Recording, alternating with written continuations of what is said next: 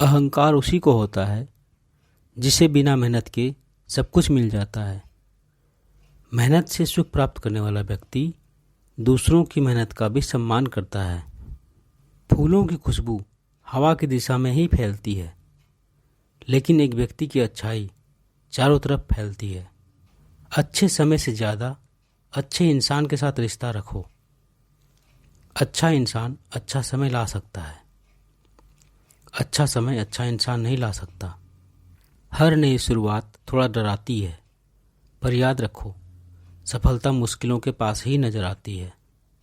खुश रहने का मतलब यह नहीं कि सब कुछ ठीक है, बल्कि इसका मतलब यह है कि अपने दुखों के ऊपर जीवन जीना सीख लिया है।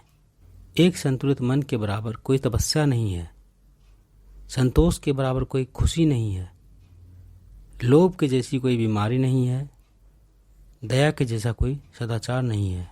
जब जीवन के बारे में सोचो तब यह सदैव याद रखना कि पछतावा अतीत बदल नहीं सकता और चिंता भविष्य को संवार नहीं सकती। एकाग्रता से किया गया परिश्रम ही वास्तविक चमत्कार करता है। भूखा पेट, खाली जेब और झूठा प्रेम इंसान को जीवन में बहुत कुछ सिखा जाता है। 20 वर्ष की आयु में व्यक्ति का जो चेहरा रहता है वह प्रकृति की देन है। 30 वर्ष की आयु का चेहरा जीवन के उतार चढ़ाव की देन है, लेकिन 50 वर्ष की आयु का चेहरा व्यक्ति की अपनी कमाई है। तुम समय को रोक नहीं सकते, परंतु समय को बर्बाद न करना सदैव तुम्हारे नियंत्रण में ही है।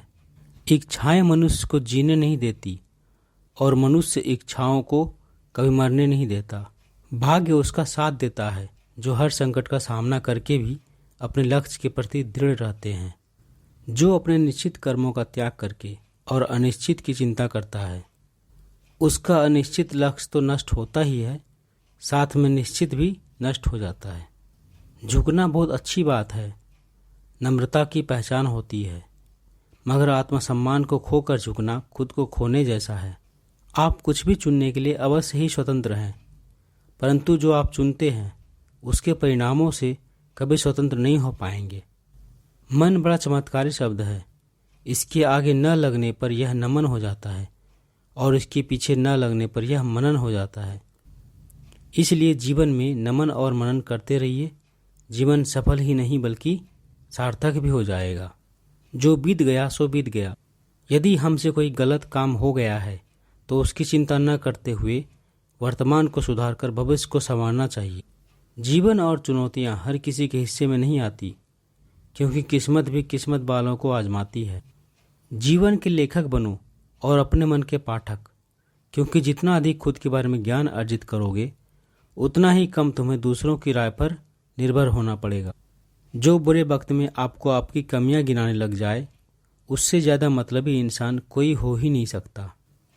समझदारी की बातें सिर्फ दो ही लोग करते हैं, एक वो जिनकी उम्र अधिक है और दूसरे वो जिसने कम उम्र में बहुत सी ठोकरें खाई है। जो गुजर गया उसकी चिंता नहीं करनी चाहिए, ना ही भविष्य के बारे में चिंतित होना चाहिए। समझदार लोग केवल वर्तमान में ही जीते हैं। चींटी से मेहनत सीखो, बगुले से तरकीब और मकड़ी से कारीगरी, और अपने विकास के लिए अंतिम समय तक संघर्ष करो, क्योंकि संघर्ष ही जीवन है। क्रोध में बोला एक कठोर शब्द इतना जहरीला हो सकता है कि आपकी 1000 प्यारी बातों को 1 मिनट में नष्ट कर सकता है। जो तुम मांगते हो उसके मिलते ही उसका मूल्य कम हो जाता है और फिर से कुछ मांगने की इच्छा जगती है।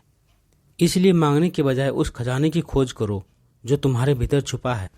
जैसे एक बछड़ा हजारों गायों के झुंड में अपनी माँ के पीछे चलता है, उसी प्रकार आदमी के अच्छे और बुरे कर्म उसके पीछे चलते हैं।